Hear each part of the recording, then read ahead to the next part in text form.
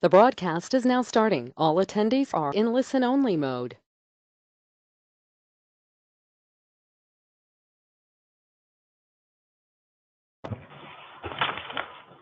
Hello, good morning, good afternoon, good evening, wherever you are, wherever you're logging in from. Many thanks for joining us for this webinar this afternoon on water and the sustainable development scenario.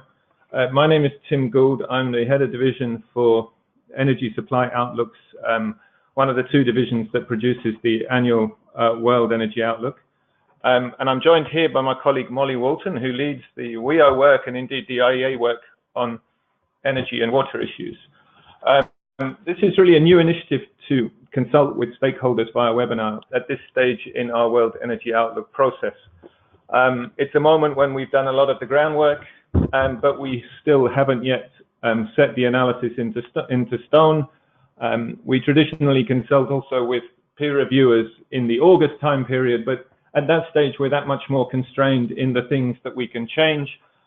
So we felt it was a useful opportunity for us to check in with you now and to see, whether we're asking the right questions, what might be missing from our analysis, and so on, at a point where we can still make some in a sense, some structural adjustments to the work. I mentioned that this is a new initiative just to increase the level of technological complexity. We had hoped to bring in another colleague, Andrew Prag, who is currently in China, but it seems from the information that I can have in front of me that we may have been slightly overreaching there. So I will give a slightly longer introduction and talk about a few framing aspects of this work, both in terms of what we're planning for the World Energy Outlook 2018, but also a couple of words on why we have a sustainable development scenario in the first place. And then I'm going to pass across to Molly Walton, who will talk us through some of the specific water aspects. The intention really is to hear from you as well, so please don't hesitate to use the capacity on the browser to send us comments and questions. To the extent that they are for us to respond to immediately, we will try to do so once Molly has had the chance to talk. Otherwise, we will just digest or get back to you later by email as appropriate. I'm imagining that this initial presentation will last for 20-25 minutes or so, and then we'll take time to hear your thoughts and react to them. As I mentioned, the intention, the areas where we'd really like your input is to see, are we approaching this topic the right way? What are we missing? Are there areas that you're feeling we are overemphasizing? And in particular, are there data sources or other bits of research underway that we need to be aware of? A few words on how this might fit into the work that we're doing on the World Energy Outlook 2018. The World Energy Outlook, hopefully you're all aware that this is our flagship attempt to look at energy and climate trends out to 2040. Every year we have a particular fuel or region for analysis. The fuel that we're looking at in detail in 2018 is electricity, if you can classify that as such. The geographical focus is, again, a slightly non-standard one for us in the sense that we are looking at the outlook for producer economies, so hydrocarbon-dependent economies, and how they are faring in a new sort of market and policy context with shale, with energy transitions underway. And the way that we ask these questions is we look at different scenarios for the future. There are two main scenarios that we look at. One in which we try and understand the direction in which the energy system is heading based on the things that governments are either doing today or say that they're going to do tomorrow, and that's called the new policy scenario. But in last year's World Energy Outlook, we introduced a new alternative scenario, which is called the Sustainable Development Scenario. We drew inspiration for that from the UN Sustainable Development Goals, many of which, as you know, have an energy component to them. And for the purposes of this work, we highlighted 3 energy-related components in particular: addressing climate change consistent with the Paris Agreement, achieving universal energy access, not just access to electricity, but also access to clean cooking by 2030, and also a dramatic reduction in the pollutants that cause poor air quality.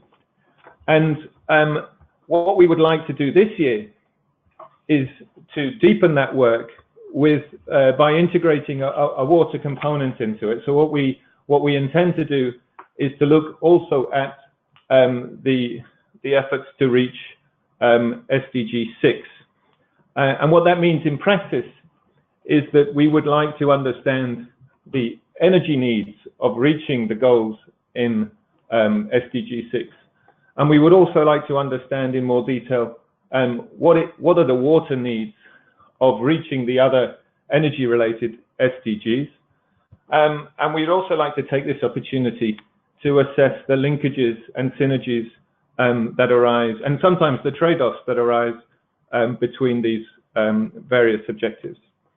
So with that, I would like to pass the floor across to Molly, but I would just like to remind you that you know, it is really our intention here to hear from you. So if you hear something along the way on which you would like additional information, then please don't hesitate to use the browser to let us know, and then we'll return to those comments once Molly has said her introductory words. Thanks, Tim. So as Tim mentioned, we in the World Energy Outlook have long assessed the water energy linkages. Work that we've done in 2016 really showed that the linkages are intensifying. So you can see that in this graph that is up right now, the amount of water consumed in the energy sector could rise by 60% by 2040.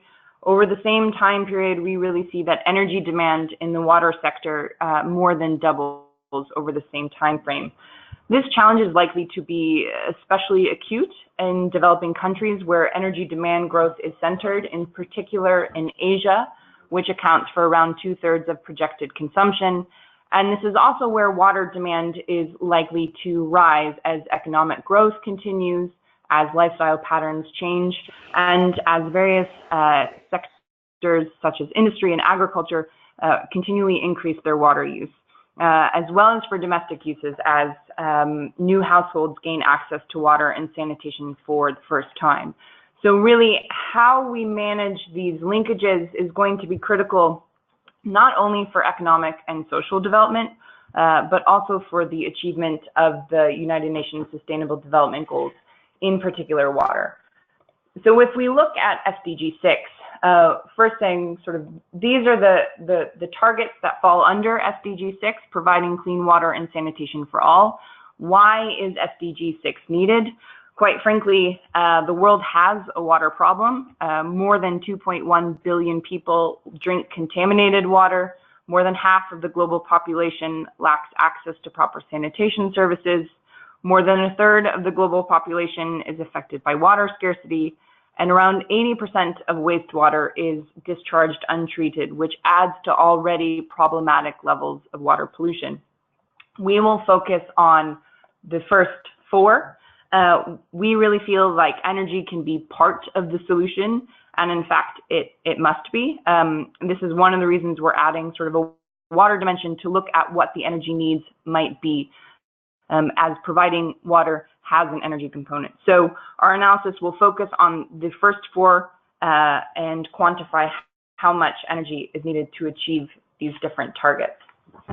So looking at these sort of one by one, providing clean water requires energy. So overall, the water sector accounts for around 4% of global electricity consumption. This is based on significant analysis that we did in 2016, where we quantified the water needs for the energy sector, as well as the energy needs for the water sector. In this analysis, we found that supply, which includes treatment, is the largest electricity user today at around 40%, while distribution accounts for around 20%. So together, providing people water is a significant user of electricity.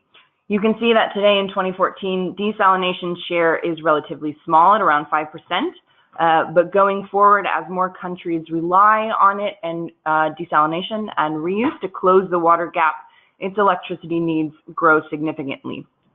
So the energy needs to provide clean water for all will likely depend on what technologies are put in place. And this will likely vary significantly by country and between rural and urban areas. One thing we do see is that the more a country relies on desalination and water reuse to close this gap and meet the target, the more energy is going to require. And this could be significant in some areas. Just as an example, as I mentioned, our analysis found that desalination capacity is projected to increase significantly in the Middle East. As a result, by 2040, desalination accounts for around 10% of its total final energy consumption. So need to look at what sort of the energy implications might be depending on how different countries and regions choose to meet this target. Now, there are opportunities right now to reduce and provide water. So many countries, if they took actions to reduce leaks in water distribution, this would increase not only the water available for supply, but it would also save energy. So we found that if all countries were able to reduce their leaks to around 6%, you could save the entire electricity needs of Poland today. So this is sort of a first step for countries who are looking to increase supply to citizens and a way to sort of temper some energy needs. If we move on, wastewater treatment accounts for about 1% of total energy consumption globally.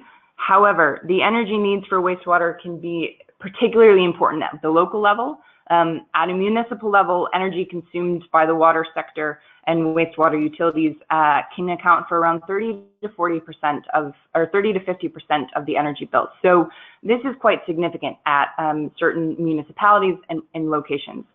Globally, electricity demand for municipal wastewater treatment is expected to almost double over the next 25 years as increasing amounts of wastewater in need of treatment is collected.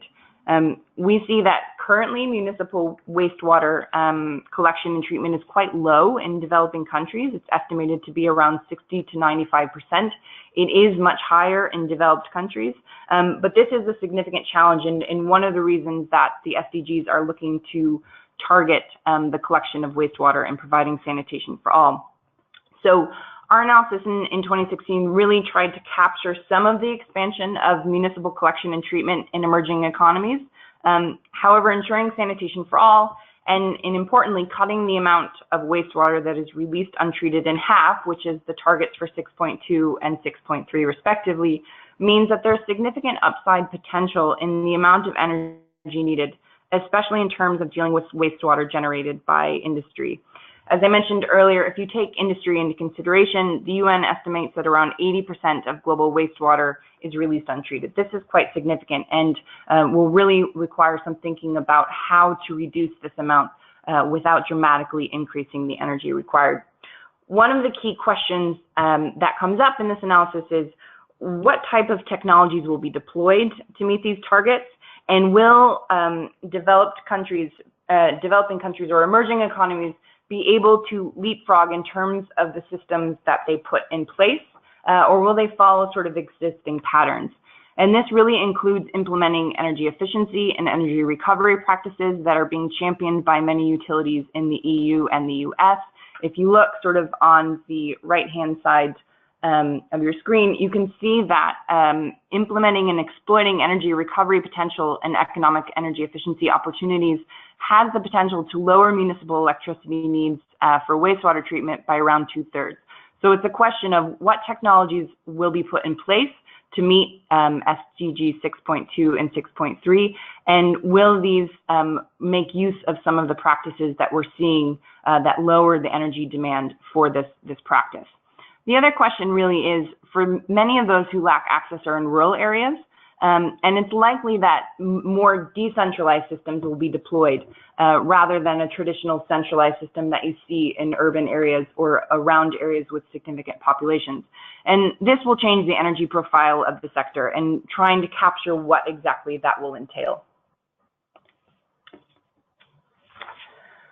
We also see that the energy sector really has a role to play in achieving SDG 6. It's not just about the energy needs for providing clean water and sanitation for all, but it's also in terms of the water use within the energy sector. We find that the energy sector today accounts for around 10% of total global withdrawals and around 3% of consumption. If you look forward to 2040, you see that withdrawals don't actually increase by that much. It increases by around 2%. This is largely due to changes in cooling technologies, improvements in efficiencies in the power sector that sort of help temper a rise from greater deployment of nuclear and more biofuels production. But if you look at water consumption, this increases by around 60%, and this is underpinned by that shift towards more advanced cooling and, as I mentioned, a rise in nuclear and biofuels. So while today, and relative to other sectors, energy's water use is small, there is significant potential for the energy sector to lead on target 6.4. Smart project design and technology solutions can help lower the water needs of the energy sector.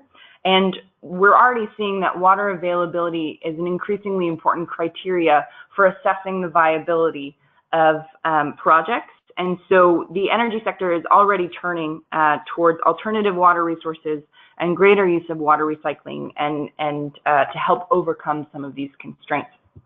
But there also remains scope to lower water use further by continually improving the efficiency of the power plant fleet and by deploying more advanced cooling systems. And so several of these practices being deployed by the energy sector, the question is, what kind of partnership could they have with other sectors? How much sort of learning can be shared between the different sectors to improve the efficiency of water use, which is the goal of 6.4, and limit sort of or lower the stress on water withdrawals. That said, understanding the energy-water nexus, as we talked about, and looping back to that, is important for sort of other SDGs. And there's a significant question on, can you achieve some of the other energy-related SDGs? This includes taking urgent action on climate change, providing energy for all, if you don't really understand the integrated nature of water and energy. One example that I'll bring up now is moving to a low carbon future does not necessarily mean lower water use in the energy sector. The more decarbonization pathway relies on biofuels production, carbon capture and storage, concentrating solar power and nuclear, the more water it consumes. And you actually see that while withdrawals go down in our sort of 2-degree scenario from 2016, consumption actually goes up. And this means if it's not properly managed, ambitions on climate change could exacerbate water stress or be limited by water stress. Now, this will depend on the location, it will depend on the fuel mix put into place, and it will depend on the availability of resources in these areas. But it is an important thing to understand and to raise as we are thinking about policies to put in place what some of the implications might be for the other SDGs. Now, on the other side of the equation, there are also significant opportunities for synergies. Many of those who lack access to energy also lack access to clean water. They often overlap. And this really opens up an opportunity to provide some of these vital services to those most in need, again, provided that these connections are properly managed. So one example is, can we pair renewable decentralized energy systems, so off-grid and mini-grid, which is increasingly being deployed to provide access to energy in rural areas, with filtration technologies, so that you could provide both access to electricity and access to safe drinking water. Another example would be to link some of your sanitation devices with an anaerobic digester to then produce biogas for cooking and lighting in rural areas. So thinking about ways to pair different technologies to achieve multiple goals at once. Another option would be to replace diesel power generators with renewables, such as solar PV, to power water pumps, and this really can help lower energy costs. Now, if this isn't properly managed, you could see this lead to an inefficient use of water. This was something we saw in India in the agricultural sector when, due to low prices in water and energy and the provision of solar water pumps, they found that there was sort of an increased inefficiency in the use of water and something that needed to be corrected and looked at. So this will require greater coordination between stakeholders in both the water and the energy sector. It's also going to require coordination in terms of funding, in terms of the technology deployed, and in terms of the engagement and capacity building on the ground. And it will require a thinking about how the different systems implemented can scale up as demand for both energy services and water services grow as people continue to achieve greater economic development. So these are some of the different components. And again, I want to emphasize, we really are building on work that we have done in 2016.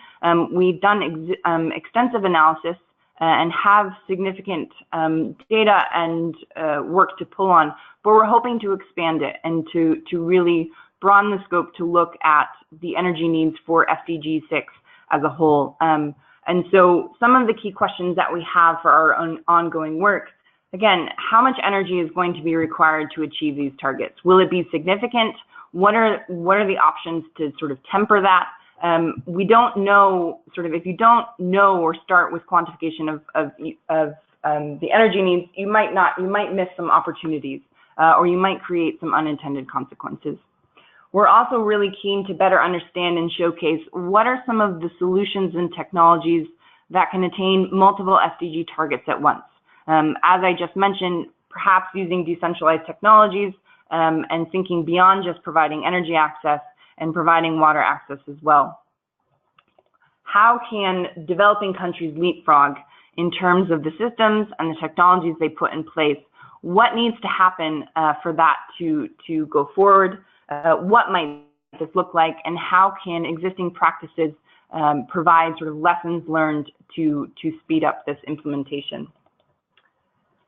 How can advancements in recycling and reuse that we're already seeing, and energy efficiency and energy recovery in the wastewater sector that we're seeing in developed countries be put into practice?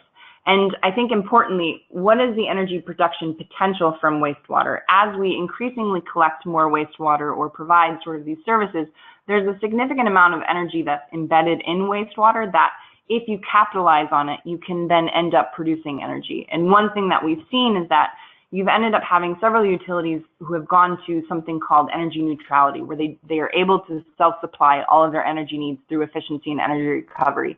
And more than that, some utilities are even producing excess energy and feeding it back into different systems. So there's a lot of opportunities there, and increasing the amount of wastewater treatment does not necessarily have to go hand in hand with a dramatic increase in energy, but it will require some foresight and some thinking in terms of that.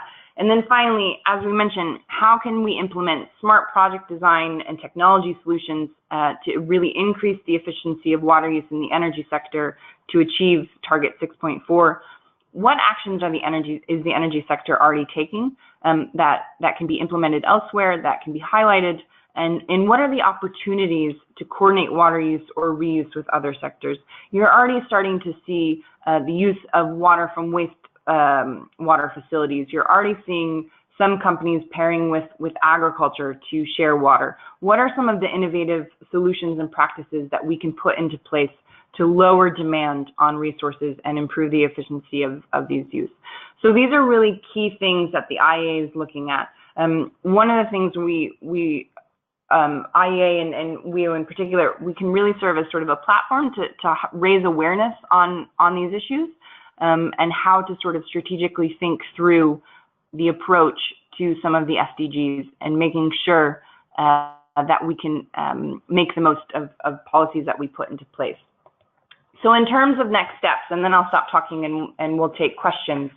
As Tim mentioned, this is the first time that we're doing this. We're very keen to integrate feedback from today into our work plan to better understand from people, what are big areas that maybe we missed? What are areas where we need to place more emphasis? If you have suggestions on stakeholders that we should reach out to or data sets that we should reach out to, we're very keen to understand and also understand what you yourself and either your companies or your research institutions are doing on this topic as well. part of this is going to be continued data collection and stakeholder engagement. And in particular, we're really looking to sort of align with some of the baseline indicator data for SDG 6 that's being aggregated right now to be released at the high-level political forum in July. We're really keen to better understand energy intensity of decentralized systems for water supply and sanitation technologies. What exactly is that difference in technology split and energy intensity, and how might this be different in rural areas? And then, as I mentioned, we really want to make sure we're capturing the amount of freshwater use in the energy sector, in particular in upstream oil and gas. As I said, there's that shift away from freshwater use, so being able to better understand what that split is and how much levels of recycling and reuse that we're seeing. What all of this means is we go to peer review in August in 2018. So working back from that, our timeline is manageable, but it's quick in the sense that we will be engaging with people and collecting data and doing sort of our analysis and running this through our models by the end of May, and then really developing and honing the analysis to send out for peer review. And that's in time where we are able to solicit even more feedback on our product. And then finally, with the launch of the WEO, November 13th, which seems like a long way away, but it's actually not. So with that, I'm going to stop talking, and hopefully we can take some of your questions. Okay, thanks very much, Molly. And again, many thanks to all of you for joining us for this discussion today. We very much appreciate that so many of you took the time to come in. While, you know, please take this opportunity now to give us any reactions, any questions, any thoughts that you might have on the structure of the work, on the questions that we're asking, on some of the things that you would like to see from this work.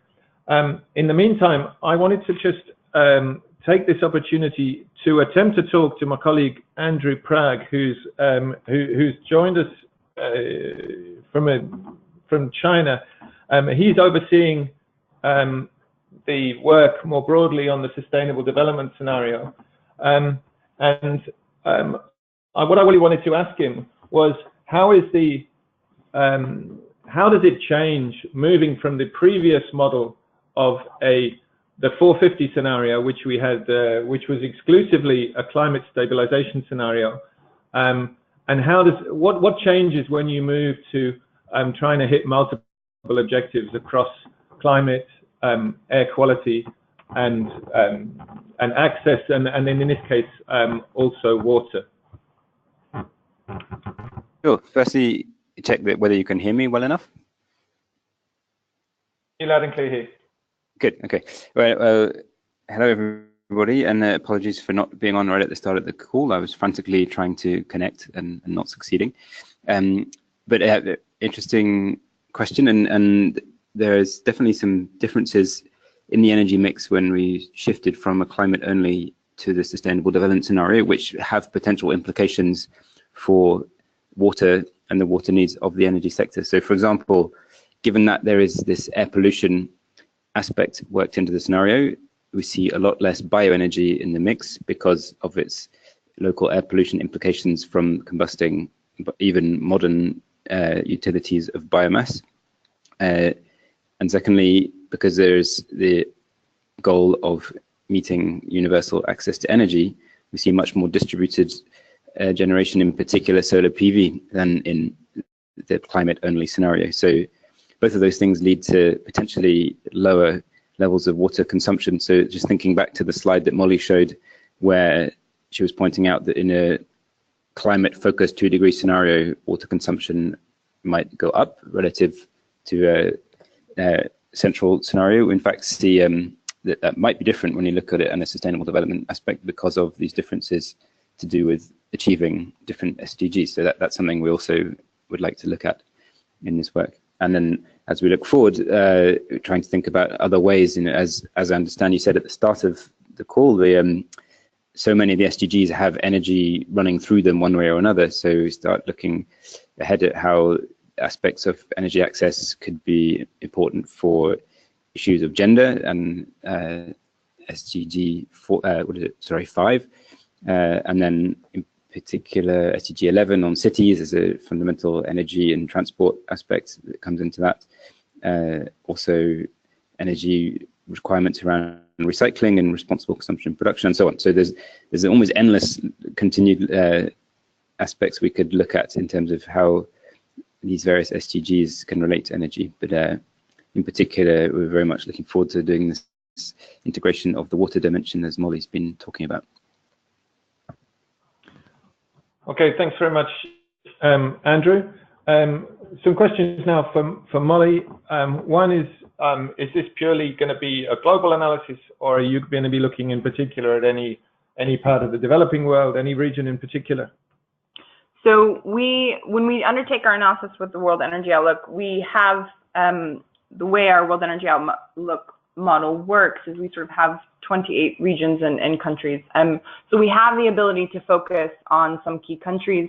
There certainly are some where the dynamics, thinking in particular of India, are very interesting to follow. I think also there's a lot of interesting synergies and discussion around sort of the way that cities work and how a lot of these sustainable development goals, in particular on energy and water, some of the local air pollution components, how do those integrate and fit within a city context? So that's certainly something we're going to be looking at in sort of as we develop this analysis, providing sort of global numbers certainly, but with the ability to drill down into more regional focuses, in particular looking at where access, the access deficit is most prevalent, and sort of where most effort needs to be happened. If you sort of think on, as I mentioned, a lot of those without access to electricity and access to water overlap, in particular in sub-Saharan Africa, and thinking through what some of the options are for that, especially for that agenda moving forward to 2030, because we really do see that to provide energy for all, really we need to kind of concentrate our efforts on this region and think through what technologies we can deploy to do that. So I think there'll be a mix of both. Yeah, I might just add to that I mentioned at the start that we're doing in the World Energy Outlook a focus on producer economies. Naturally, that's going to be looking at the Middle East in some detail.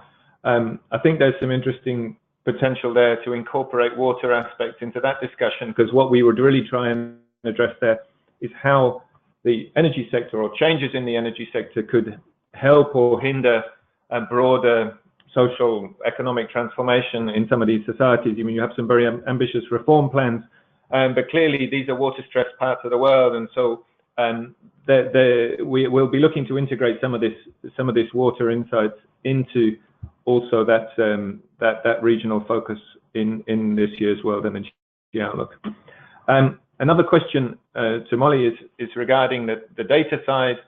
You know, obviously the IEA has access to all sorts of bits of energy data. What about the water data? Or, you know, quality of that data, availability of that data, you know, how do you manage, in a sense, the projections for water use? Thanks, Tim. So when we started this analysis in 2016, we partnered with many of the leading institutions in the field in terms of water projections, including WRI, including FAO, Castle, Utrecht, and others. As Tim mentioned, we don't have the water data ourselves, so we really relied on experts in the field. We did significant stakeholder outreach to ensure that the data that we were using reflected the best available data that was out there. Now, that said, water data lags significantly behind energy data, and I think this is something else that in doing this work we highlight. The amount of water used is often not tracked, as I said, or sort of the water quality. It's a significant issue around the world, and so we do the best that we can with the data that we're given. I think everyone is doing that, but also through activities like this, through these kind of analyses, through ours and others, I think we're constantly improving the amount of information that we have in terms of the water sector. But it is a challenge. I think you have to go into it with some humility if you're going to be working with water data, and understand that you're going to have some challenges and gaps that you have to think about. But the hope too, I think, with SDG 6 is, and one of the exercises that they're really working on in advance of the high-level political forum, is to pull together the best available knowledge that we have now, and to really identify where those critical gaps are, where we don't have information, to focus energy on that. And that really is utilizing agencies across the UN, as well as other institutions to pull this together. So it's a mix of stakeholders from across the board. Okay, thanks, Molly. This is a question which I guess it's in part to Molly, but I think it might also need some input from Andrew. You said that water needs vary across different decarbonisation pathways. So will that feedback operate in reverse? I mean, will water scarcity affect then the policy choices that countries make in the sustainable development scenario regarding the sort of mix and fuels of technologies that you know, that they deploy? Perhaps Molly, you have a first go, and then if you want to add anything, Andrew, I'll pass it across to you. Yeah, absolutely. I think one of the challenges, again, with water is it's a very local issue, and so there will be certain regions where water availability will be a constraint. This is, again, why it's so important to look at the intersection and to understand how much water is required for a certain energy portfolio that you do choose to implement, to make sure that you don't get halfway through implementation and run into challenges. And on the flip side, or that the choices that you make somehow negatively impact your water resources, and then sort of impact either other sectors or your ability to provide clean water to citizens and others. So this is why we really emphasize the need to understand this, because it's not something I think that's always intuitive. I think there's a lot of assumption that if we're moving to a lower carbon future, that must be better for water resources. And it really depends on the fuel mix that you implement and where you are. And so that's why it's important that energy and water stakeholders talk, and that sort of the policymakers engage with one another to make sure that we're putting forward the best policy packages possible. Andrew, would you like to add anything to that? Just to say that, I mean, I guess the sort of idealistic endpoint of this kind of work would be to analyze it on a geospatial basis, really almost plant by plant, where energy facilities are located in water stressed areas, and to allocate that as a constraint to how the sector develops in the projections. But that's a step for the future that we'd like to get to one day, but certainly not in the next few months. Okay, thanks very much.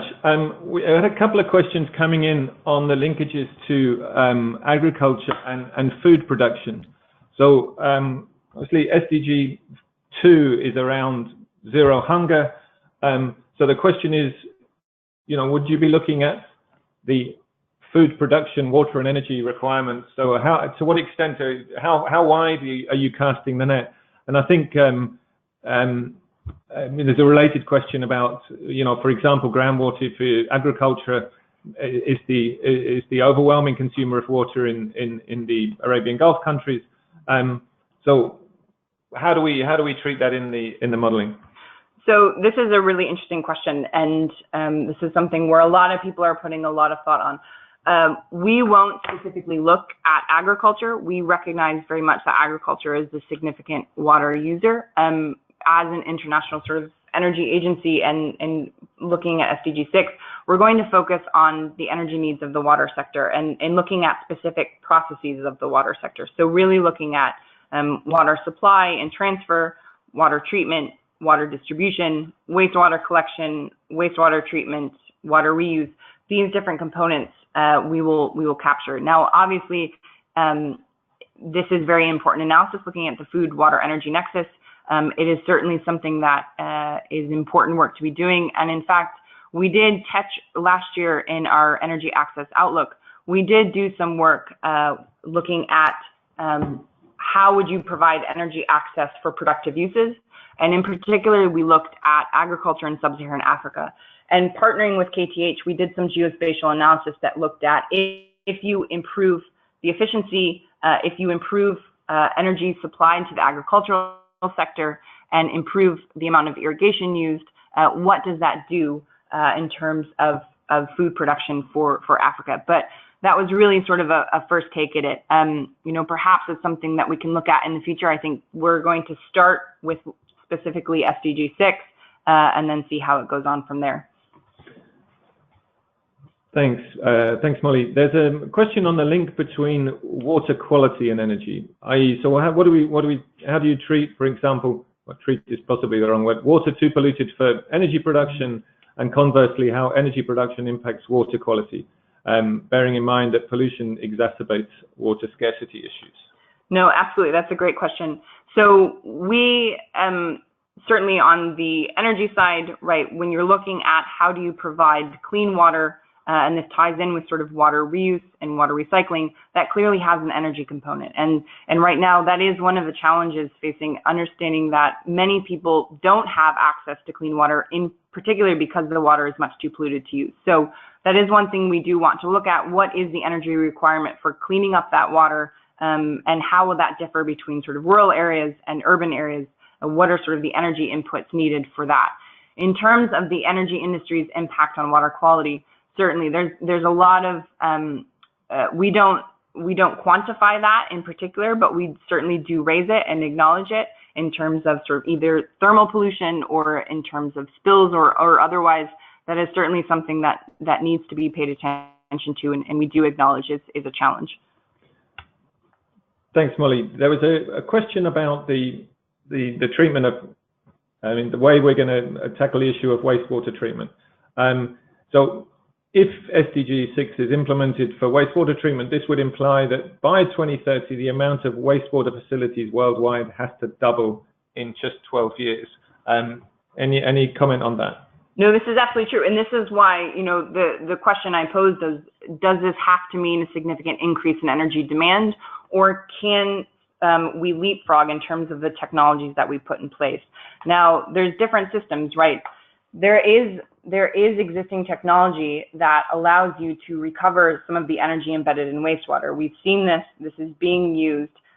These are the kind of technologies combined with energy efficiency that if we want to sort of limit or at least make sure that we don't have a sort of runaway in energy demand and still meet SDG 6, we really should think about implementing and thinking about how to implement that. And that's a question of how can places or utilities or countries where this is already existing, how can they work with developing countries? How can they work with other utilities to develop this infrastructure, or in areas where new capacity is going to be building, thinking through how to develop it in a way where you're already making use of these technologies. Now, this also is challenging in the sense of you do need right policies in place. There are sort of pricing that can help with this, and the composition of wastewater is important.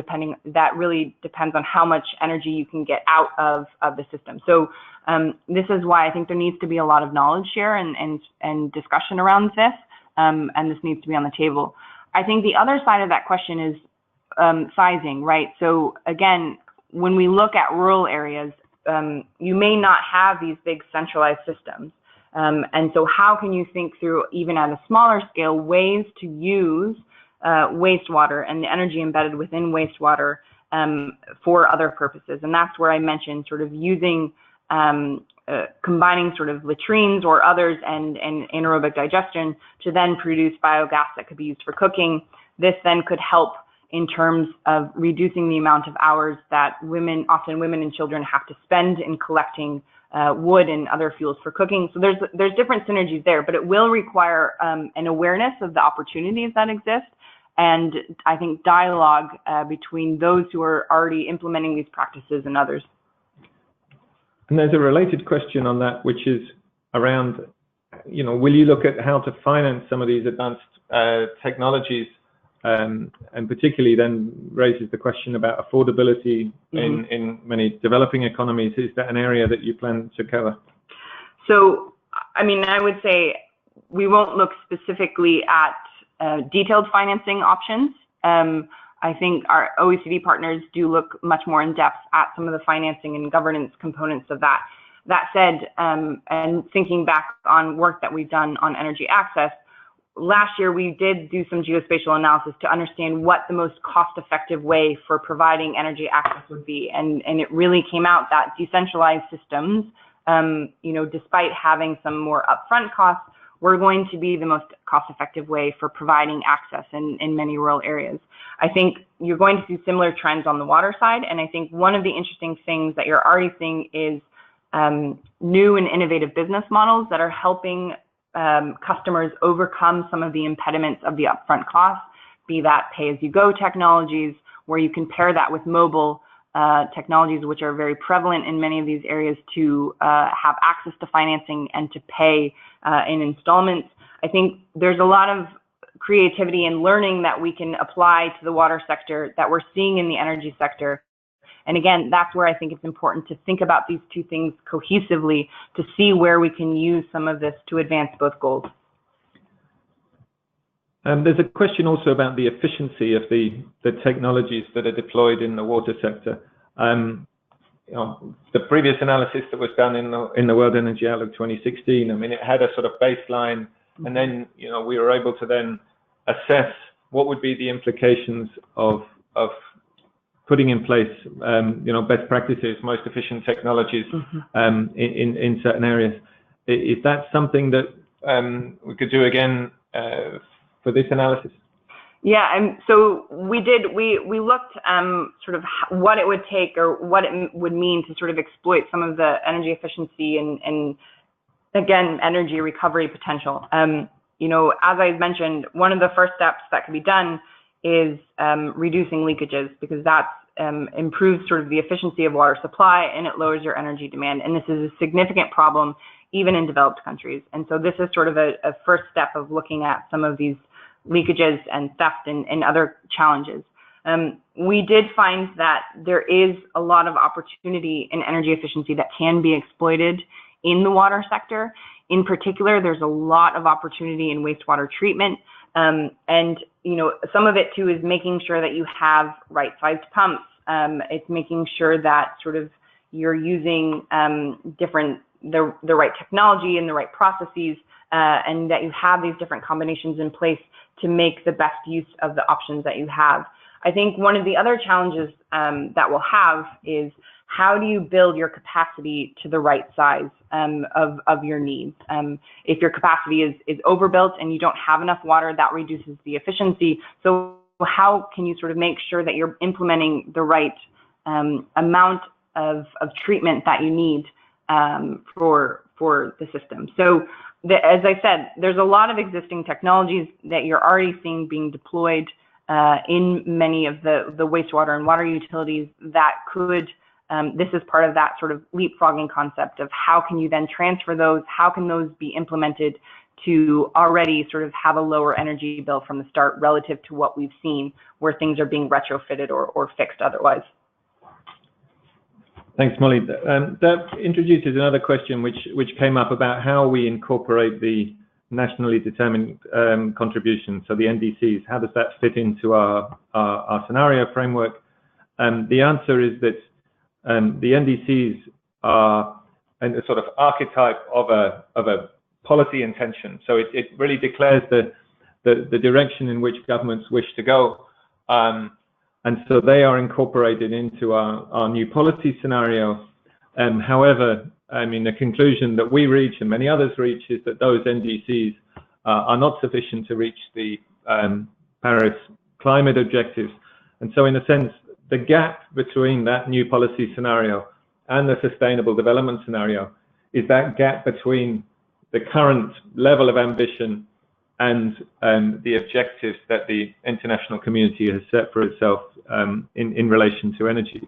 And that's the gap that we try to explore with the work that we do in the World Energy Outlook. There was another question that came up to what extent we are going to, so what sort of modeling tools that we use. The modeling apparatus that we have for the World Energy Outlook is a large-scale partial equilibrium model which has been developed in-house over many years. It's called the World Energy Model. And with time, we've added on different aspects of that. We've added on the capacity to investigate the linkages between energy and different issues. An example of that is the way that we now are able to, with the help of friends and colleagues at IATA, we now generate insights into the air quality implications of different scenarios. And water is another similar case. So we have integrated the water needs of the energy sector into the World Energy Model, and that's going to be obviously critical to the work that we're doing this year. I see there's some other comments on there, but I'm not sure that they really are questions that we can answer now. However, I'm immensely grateful to all of you who have written in, because the feedback that we've received today is actually really helpful for us in identifying some of the issues that we need to be looking at in more detail, some of the questions that we need to be answering in the work.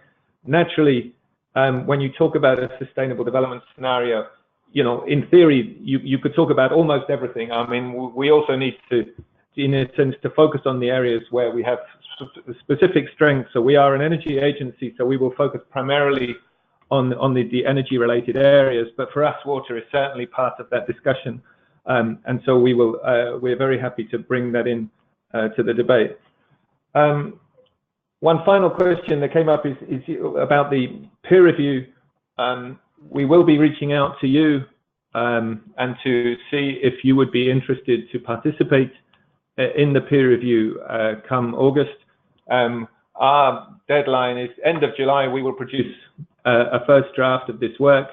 If there's a chance that you could spare some time in August to read it through and give us your feedback, we would be immensely grateful for that. But that will be nearer the time. We will come back to you with that. But in the meantime, if you do have any other questions on this work, if there are things that occur to you after we've closed the webinar that you think we should be aware of, then please don't hesitate to contact us.